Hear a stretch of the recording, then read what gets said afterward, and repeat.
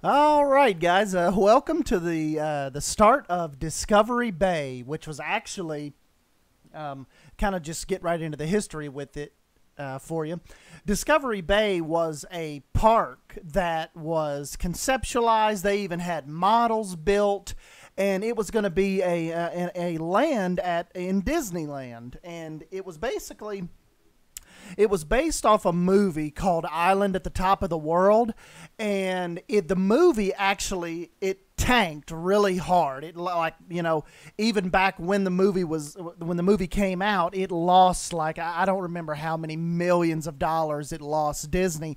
And when that happened, like a lot of things like that have happened to Disney as far as the movie correlation goes, and it was going to be really hyped up and get its own attraction and land, and then the movie does terrible and they scrapped the plan. That is essentially what happened to Discovery Bay. That movie did so horrible that they scrapped the plans for the land. And they, like I said, they already had it conceptualized and the models were drawn. And so this is kind of just my take on the airship hangar, which was going to be a part of the park that housed the airship Hyperion, which was the fictional airship from the movie Island at the Top of the World. And it was actually they had conceptualized it to be like a motion simulator. That's what it was going to be, like the hangar. It was all going to be an indoor type motion simulator ride that they were actually going to have to create the technology for. So it was ahead of its time as far as what they were planning on doing and what they wanted to do and what they were going to have to innovate to make the ride possible. But yeah, it just it never ended up happening. But I figured maybe we could make it happen in Planet Coaster. So yeah, that's what I've done. This whole first part, with the exception of the Street Fox Coffee, I've recorded. So maybe I guess some we can do a little time lapse series from, and others I can just kind of bring you in and show you what I've done. So obviously it's still not totally sold on the little beach over here. I kind of wanted to, instead of putting a fence up, I kind of just wanted a natural barrier right there to keep people from walking off into the bay. But I also wanted to make sure that the sight lines to the hangar, they still work. So if people were actually walking right here, it would be believable that they could pan up, and obviously take a picture of the airship hangar. And brought in 90s tables and chairs right here that I always use and always end up finding a place for them. But the only deal, I think this looks really cool right here on the bay, but it would take up prime picture taking from right there. But I figured the guests could still stand right here, and I left a spot open so they could walk between the tables and get a good picture. So, a lot of times when you design this stuff, you would kind of, if you're going for realism, you would want to keep the sight lines in mind as far as the guests being able to take pictures. And another thing, I've kind of built like the false train facade over here, but actually looking at some of the models and the concept art, which is, like I said, this was never built.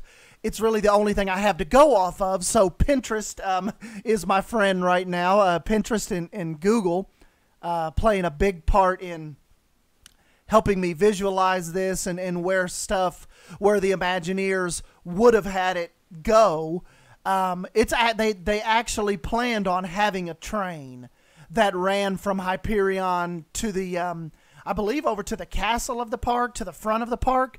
So I'm not sure if it was going to bring guests back and forth, and Hyperion was going to have its own train station, because I believe they had figured in having a restaurant too inside of the hangar. So it wasn't just going to be a ride; it was going to be a restaurant and gift shop and all of that that you typically see at at the Disney properties. So anyways, guys, yeah, I'll jump on out of here and just let you watch how I created this. It really took a while. Like, even I've sped the footage up 8 times, and it's still about 20 minutes worth of build and time lapse. So yeah, like always, let me know in the comment section down below what you guys end up thinking of this, and any research you've done into Discovery Bay, and tell me any kind of neat trivia you know about it.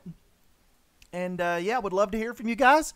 So yeah, I will give me a thumbs up if you end up enjoying this video, and subscribe for more Planet Coaster content. And yeah, I will catch you guys in the next video. Look out for part 2. Thank you.